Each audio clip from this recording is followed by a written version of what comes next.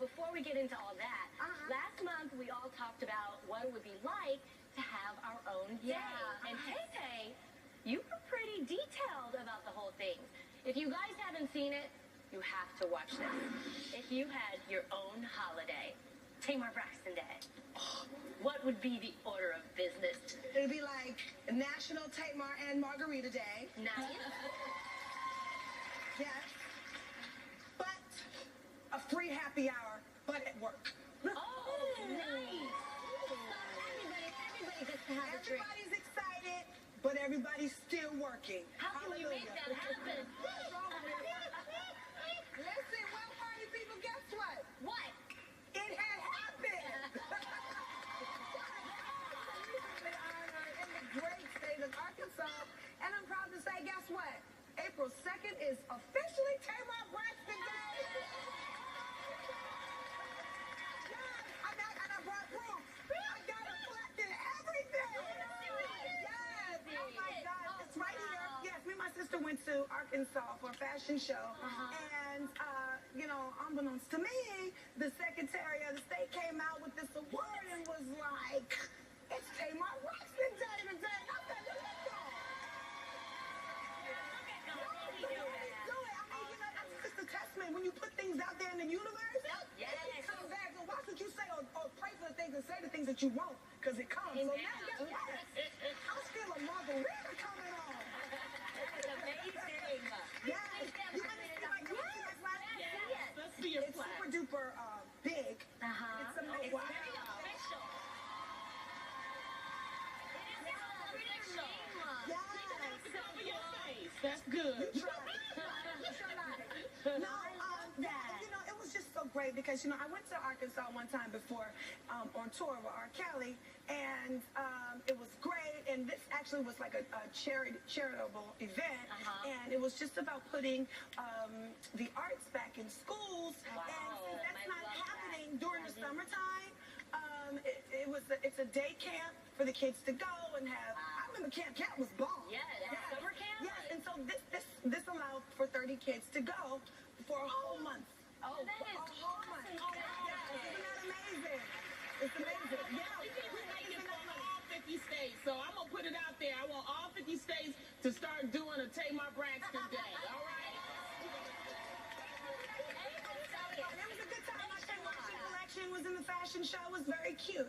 So I just want to thank the state of Arkansas once again for honoring me with my own day. And, you know, I don't even know what I did to deserve this particular blessing. You know, but I'm just so grateful and I love you so much. Now, I just want to ask y'all something. Yes. Are y'all going to celebrate Tamar Braxton Day with me next year?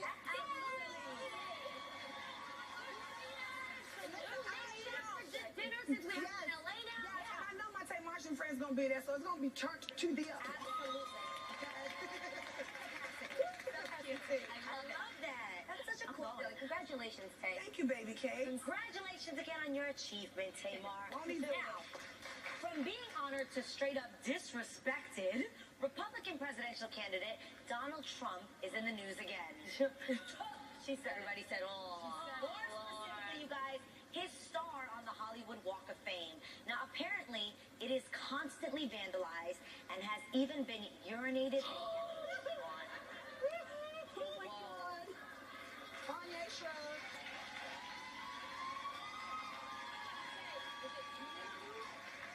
Now, I read on VanityFair.com that there's a rumor the star allegedly requires so much cleanup that it may be removed. Clearly, I am not a Trump fan, but it's unlikely that this would happen, and it's just a rumor. But, Tamara, do you think Donald Trump's star should be removed since it's such a nuisance? I didn't even know he had a star. Me? I didn't either. Wait, I'm going to be honest. I don't know why I thought that stars were for actresses. Hollywood. Arts. Hollywood. Actors, actresses, musicians. Real He was a estate reality show star. Oh, okay. Yeah, I he get only that. had like 6 seasons. Sit down. But I heard that you could buy. I heard that if you have enough money, you can actually buy your own star. It does cost $30,000 to buy a star. You My can husband told buy me your that. own star. People buy their cheating. own star. And you have to get signatures and stuff like that, but yeah. Oh, okay. Wow. So maybe he bought his own I mean, listen, not only should they remove his star, they need to remove him from the presidential campaign. No shade. No shade. I don't know, really, and I'm going to speak to everybody in America right now. I don't know what we're doing because everybody says how much they can't stand him. You know, he's not a good representation for, you know, us as Americans. But why come for? Are we still voting for him? So, you know, in my opinion, take this energy and go to the polls and vote. This is where your voice can be heard. Yeah. Because this is just ridiculous. Very I mean, I just want to wake up one day and be like, okay, that was a joke. That was a little funny, but not really. Because it's not funny. It's like the longest SNL skit ever. Ever. In the words of my good friend Nene Leakes, bye wig. All right, speaking of controversial hairstyles, Justin Bieber really recently made a change to his signature blonde hairdo that people have taken an issue with. Yep, that's right, party people. His locks are now locks. Yes. Some people are saying that Justin's locks are cultural appropriation, but Justin disagrees, and I think I do too. There's a video of Bieber backstage at the iHeartRadio Awards talking to Big Sean about it. He's saying, people saying you just want to be black and all that stuff, and I'm like, it's just my hair, right? Like, honey, what do you think about Justin's new hairstyle? Well, I think there's a difference between cultural appropriation and cultural assimilation. And when I was in corporate America, I could not wear my hair in an afro because it was considered inappropriate. It was considered unprofessional. And so what happened was I had to assimilate, and a lot of us have to assimilate in this country. So when they, you know, criticize and they say, well, you know, black women, you guys, you are taking European cultures. What we're doing is assimilating. So I'm just saying that because I want to explain the difference in my view between assimilation and appropriation. These are big words. Because it's what he's doing, what they consider cultural appropriation is when the minority, the majority, takes the minorities, you know, Taking it as their own? Yeah. And then they claim it as poo-poo their own. Claim it as their own. They claim it as on, they poo-poo it. So that's why some people got upset with him, saying that he's saying, oh, it's just my hair. But a lot of people feel like locks are, you know, locks have been around since the Vikings, but they've been known more recently for the Rastafarian. Yes. So a lot of people are looking at it from that point of view, but ultimately it is his hair, but it is some form of appropriation. Yeah, but all this analytical conversation for some... Because people need to understand, because he needs to understand where it comes from. That's why people were upset. When he said it like that, it's like he doesn't understand where it comes from. Do you think they would, straightening your hair, do you think they wouldn't be upset if he would just simply say, I was inspired by this particular culture or this particular time to wear my hair like this? Do you think that you have to explain your hairstyle? I'm just asking. But no, I'm asking for the people who are upset. Yeah, the people that were Do you upset. guys think you have to explain your hairstyle? He explained it. Okay, I just want to hear that because why have you offended by Justin Bieber's hair? You guys, I think it's amazing to me, Mike. When I was younger, when I grew up, when I was 6, right off the bat, my mom knew that I loved curly hair, and I curled it all the time with rods. And then when I got older, about 8, I had straight up perms that we did at home. And then when I turned 16, I actually went and I got locks because I loved it so much. And to me, it was just a hairstyle. And so I just don't want people.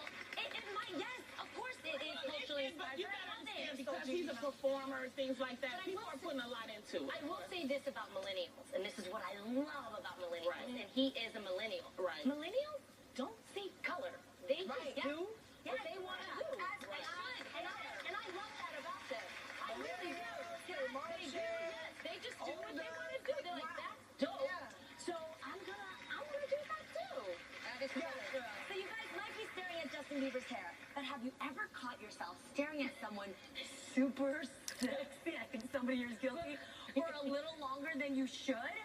Well, I know, right? When someone's real good looking? Well, research has actually shown that staring at someone can actually make them more attractive to you. Oh, yeah. The study done by Harvard says that we base someone's attractiveness by how much time we spend looking at their face. So, A, do you think this is true? Absolutely. I have a staring problem. My name is Adrienne Bailon, and I have a staring problem. I don't know if it's I've had it since I was little, like literally my sister would be like, Asian, you're gonna get us jumped in New York. She's like, stop staring at people. But so now I just tell people what I'm staring at because I'll notice that they notice I'm staring. So I'll be like, girl, you just really pretty. Like you're just so pretty. Yeah. Just letting you know that's why I'm staring at you. Don't beat me up. I let you know I'm looking at you because I think you're really beautiful. But I think it absolutely is true. Have you ever spent time with somebody that maybe at first you didn't find so attractive, and then you spend more time with them and you look at them more, and then you turn and you're like, gosh, I really find that person to be so My beautiful. mother said that. You know, my mother's saying I'm looking for a stepdaddy. So, you know, we're trying to set her up with whomever. And she's like, no, I don't want to even like go there with a guy that I'm not attracted to, because then I might find him attractive later, and then I know that he's ugly in real life. Oh, wow. No, really. And I was like, Oh, my God. well, God, that makes sense. You know, it's like, she was like, let me explain it to you. Yeah, because I could have. And she was like, it's like going into a house that stank. You ever fried fish in a house that smell like fish? Yes. So while you in the house, you don't know the house smell like fish. So good. So true. That's true. You need Out that. the house and come back in the house, you realize your house is fishy. And that's what you do with an ugly person. It's so true. They become fine. Really, like, beauty is in the eye of the beholder, meaning that, like, Oh, when you get to know the person, you really can find somebody that maybe you didn't think the originally opposite was beautiful. Because I dated this really, really, really hot guy at first, and then I kept staring at him, and then his attitude was just so stank, like the fish show. But after a while, I was like, oh my God, you are ugly. You're not cute.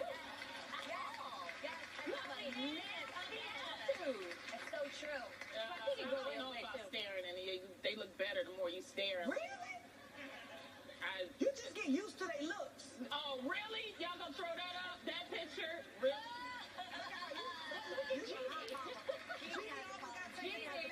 I have a problem. It's okay. No, they look better than me when I'm drunk. You ever see you drunk and you like, ooh. Yes. Lonnie love you on the something. Okay. Hey, can I tell the story I about don't know, this morning? but don't And make me then you wake up in the morning, you be like, what did I do? Oh my goodness. You guys, so, okay, so this just happened this morning. So every time we have lunch, you know, we figure out what we're all eating, but I was craving something hearty that I thought maybe Tay would have and just like share with what she's having, right? So I went over to her room just for a second to bust open the door and be like, you're gonna order a tuna scoop today? Because today she's eating healthy. And I thought I was just gonna pop in, find out, and then pop out. Yo, Tay was standing there butt naked. Like not naked, naked. But but I wasn't ready for it, so I opened the door and I was like, oh Jesus. You guys, it was like the glory goddess of beauty. Like I thought like you're supposed to go like this and close the door. Jeannie gonna stand there like this. No, and then I even asked, and her stylist was like, yo, you like gaze and stare, and I dropped my eyes and I was like, oh Lord, that's what a woman should look like. I said, dude, okay, told me.